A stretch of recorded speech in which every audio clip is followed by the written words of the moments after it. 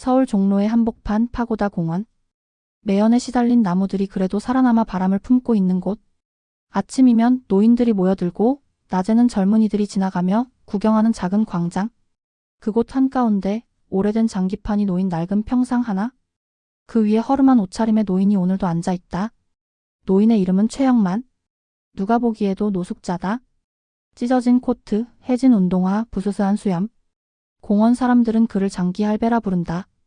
매일 장기판 앞에 앉아있지만 실력은 시원찮다고 소문나 있다. 에이, 오늘도 또 졌네.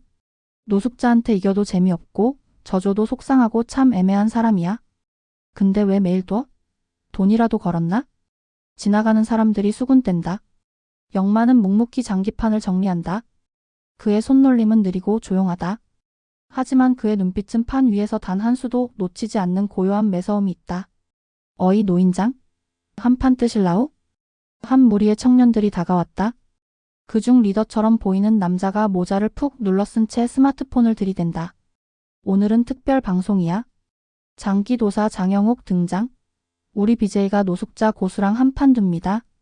그는 스마트폰 카메라를 들이대며 환하게 웃는다. 이기면 100만 원? 어때요 노인장? 영만은 고개를 살짝 끄덕인다. 한판 두세. 사람들이 몰려들기 시작한다. 와 이거 뭐야? BJ 장영욱이래. 노숙자 이기면 1,000원 후원하래. 노인네 또 지겠지? 맨날 그러잖아. 형욱이 말한다. 룰은 간단합니다. 제한시간 30분, 한수 1분 이내. 제가 이기면 이분께 커피 기프티콘 드리고요. 제가 지면 100만 원 쏩니다. 와 떨리네. 장기가 시작됐다. 초반은 예상대로였다. 영만은 느리게 수를 두었다. 마치 생각이 아닌 기억을 더듬는 듯한 느린 손놀림. 형욱은 신나게 말을 움직였다. 도발도 섞었다. 어르신 조리 자꾸 기억하네요? 이 수는 무슨 구석기 시대 수법이에요? 시청자 여러분, 이건 거의 복지 장기입니다. 관중들 웃음소리 속에서도 영만은 미동조차 없다. 중반이 지나면서 형욱의 얼굴에 변화가 생기기 시작한다. 어라 뭐지? 이 수는? 이렇게 두면 내 차가 막히네.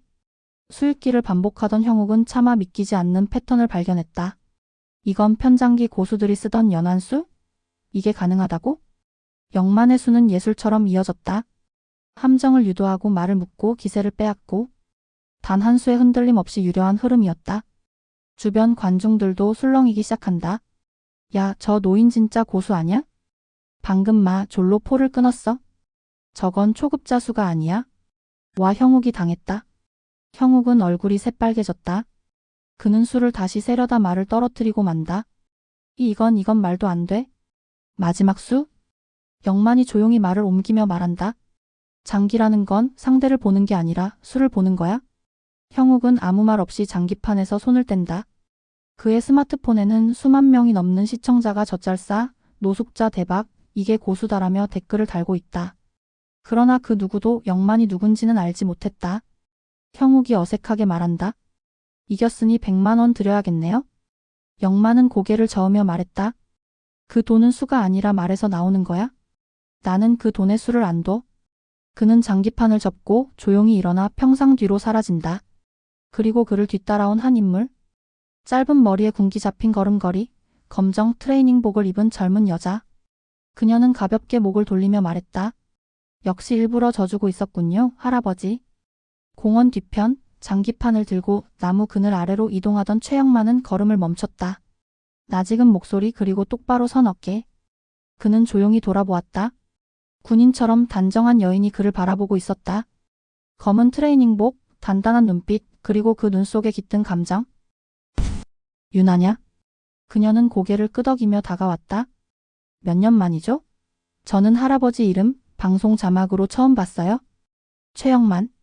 사람들이 그렇게 조롱하던 노숙자 이름. 그런데 저는 알 수 있었어요. 그 수, 그 흐름, 그 수익기는 어릴 적 제게 장기를 가르쳐주던 사람과 똑같았거든요. 영만은 잠시 말이 없었다. 나뭇잎 사이로 흘러내리는 봄 햇살 아래 그는 조용히 앉으며 묻는다. 그동안 잘 지냈냐? 네. 전 국가대표 됐어요. 지금은 전국 장기 챔피언전 결승을 앞두고 있어요. 유나는 평상에 걸터 앉았다. 두 손은 떨리고 있었지만 눈빛은 또렷했다. 할아버지, 그날 왜 사라졌어요? 아무 말도 없이. 그날? 그가 가족과 사회로부터 쫓겨나듯 사라진 날. 과거 최영만은 장기협회에서 누구보다 존경받던 고수였다. 그러나 승부 조작 사건. 영만은 후배를 대신해 누명을 썼고 그 후배는 조용히 승급했다. 협회는 영만을 제명했고 가족은 실망했고 유나만이 그를 끝까지 믿었다. 할아버지의 수가 그럴 리 없었어요? 저는 알았어요. 그건 일부러 진수였다고? 그런데 왜 그랬어요? 영만은 입술을 깨물며 먼 곳을 바라본다. 세상은 진 사람에게 더 관대하단다. 이기려 하면 미움을 받고 져주면 사람들은 덜 불편해하지. 나 혼자 져주면 그 사람은 살 수 있었고 난 그냥 사라지면 됐지. 유나는 차마 할 말을 잃었다. 그 침묵을 깨듯 그녀가 트레이닝복 지퍼를 내리며 말했다. 전 이번 결승전에서 할아버지가 당했던 그 수법을 또 마주쳤어요. 상대는 강기현. 협회장의 아들이죠. 강기현 김정수의 아들인가? 맞아요. 그 아버지가 할아버지를 모함했던 그 사람. 그래서 내 상대는 조작과 수익기를 같이 쓰는 놈이겠구나. 유나는 고개를 끄덕인다. 이겨야 해요. 그 사람은 정직하게 두는 기사들을 비웃어요. 아마추어 선수를 일부러 약 올리고 방송용 장기쇼도 해요. 지난번엔 제 후배한테 일부러 패배를 안겨줬어요. 정신적으로 무너뜨리려고. 영만은 한참을 말없이 장기판을 내려다봤다. 그가 손끝으로 장기 말을 하나하나 꺼내며 말했다. 나한테 배워갈래? 네? 너한테 묘수 하나 보여주마. 세상에서 가장 단순하지만 가장 강력한 수? 사람들은 묘수라 하면 뭔가 대단한 비기를 떠올리지만 진짜 묘수는 평범한 수 안에 숨어 있단다. 그날 이후 파고다 공원 한쪽 사람들의 시선이 닿지 않는 구석. 낡은 벤치 위에 두 사람이 마주 앉았다. 최영만과 그의 손녀 최유나. 한 사람은 페인처럼 보이고 다른 한 사람은 노숙자 복장으로 변장했다. 그들은 매일 아침 5시부터 앉아 묘수를 반복했다. 같은 장면을 10번, 20번씩 반복하며 그 수의 의미를 익혔다. 이 수의 핵심은 뭘까? 흐름을 바꾸는 수요? 아니, 상대가 바라는 흐름을 그대로 따라가 주는 수지. 그게 묘수인가요? 묘수는 역설에서 시작된단다. 상대가 네가 그렇게 두길 바란다는 걸 아는 순간 그게 묘수로 변하는 거지. 유나는 매일 할아버지의 수를 따라하며 놀라움을 감추지 못했다. 이렇게 간단한 수가 상대의 포진을 무너뜨린다고? 이 수 하나로 장기 흐름 전체를 바꾼다고? 그녀의 실력은 날로 단단해졌고 마침내 결승전 당일이 다가왔다. 결승전 전날 밤. 유나는 파고다 공원 평상에 앉아 장기판을 정리하며 물었다. 할아버지, 내일 저 이길 수 있을까요? 영만은 웃지 않았다. 대신 말을 꺼낸다. 내가 가르쳐준 건 기술이 아니다. 수를 보는 눈이다. 내일 너는 그 눈으로 상대의 허점을 볼 거다. 이기고 지는 건 중요하지 않다. 너는 진짜 장기 기사가 될 거다. 그는 천천히 손녀의 손 위에 손을 얹었다. 넌 내가 세상에서 가장 사랑하는 기사야, 유나야. 유나는 고개를 숙이며 속삭였다. 내일 꼭 보여드릴게요. 제가 얼마나 당신의 손녀인지. 결승전 날 서울 체육관. 짙은 조명이 내려앉은 대회장 안 수천 명의 관중이 몰려 있었다. 화면에는 실시간으로 중계되는 경기 모습과 함께 많은 사람들이 시청하며 대회를 응원하고 있었다. 이번 대회 결승전에 오른 두 선수는 최유나와 강기현. 강기현은 그야말로 장기계의 젊은 거장이라 불린다. 아버지인 김정수는 장기협회 회장이며 그 아들은 이미 여러 대회에서 우승을 거머쥐며 실력을 인정받았다. 그러나 강기현의 실력 뒤에는 조작이라는 어두운 그림자가 숨어 있었다. 그가 승리를 쟁취한 곳엔 언제나 그의 아버지의 눈과 손길이 있었다.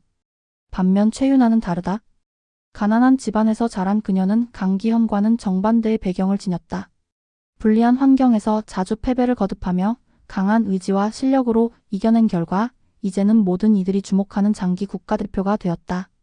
하지만 그 누구도 그녀의 내면을 모른다. 그녀의 진짜 승부는 외부의 적이 아닌 바로 자신 안에 있었기 때문이다. 경기가 시작되자 두 선수는 저마다의 자리에서 장기를 두기 시작했다. 유나는 처음에는 강기현의 거침없는 공격에 조금 밀리는 듯했다. 자, 시작부터 밀리네. 그래도 내가 저 아버지의 자식이라 다행이지. 강기현이 웃으며 유나를 조롱한다. 하지만 유나는 그런 말에 흔들리지 않는다. 그녀는 오히려 강기현이 예전 자신에게 한 그 말을 떠올린다. 너는 아무리 두어도 이길 수 없을 거야? 유나의 손끝에서 말이 움직였다. 그녀는 하나하나 차분히 그러나 자신감 있게 말을 두었다. 이제부터는 내 차례다. 강기현은 순간적으로 당황한 표정을 지었다. 어떻게 된 거지? 그의 눈에 드러난 당황함이 짧지만 유나에게는 중요한 신호였다. 관중석이 조용해졌다. 유나는 강기현이 예상치 못한 수를 두고 있다는 것을 알고 있었다. 그녀는 그가 그동안 가졌던 수법과 전략을 분석했고 그 수법에 맞는 반격을 준비하고 있었다. 그거 나도 알고 있어요? 상대의 강점을 이용해서 압박을 주는 전략. 유나는 이내 강기현이 의도적으로 자신의 약점을 노리고 있다는 사실을 깨달았다. 하지만 그 약점은 이미 그녀의 장기판 위에서 고정되어 있었고 그에게는 더 이상 뚫을 구멍이 없었다. 이제 끝났어요? 유나는 마지막 수를 두었다. 그 수는 단순해 보였지만 강기현이 전혀 예상하지 못한 수였다. 그의 모든 방어는 무너지고 그는 결국 말을 하나씩 잃기 시작했다. 이게 무슨 일이야? 강기현의 목소리에는 급격한 당황이 섞여 있었다. 어떻게 내가 진 거지? 유나는 그를 바라보며 차분하게 말했다. 이건 단순한 수가 아니에요? 이기려고 한 것이 아니라 너의 허점을 찾아낸 거예요? 강기현은 끝내 장기판에서 손을 떼며 말한다. 내가 져? 이럴 수는 없어. 관중석에서는 놀라움과 박수가 터져 나왔다. 최윤아는 고요하게 자리를 정리했다. 그동안의 훈련과 할아버지가 가르쳐준 수의 중요성을 다시 한번 깨달았다. 그 수는 단순한 기법이나 기술을 넘어서 상대의 마음을 읽고 흐름을 바꾸는 힘이었다.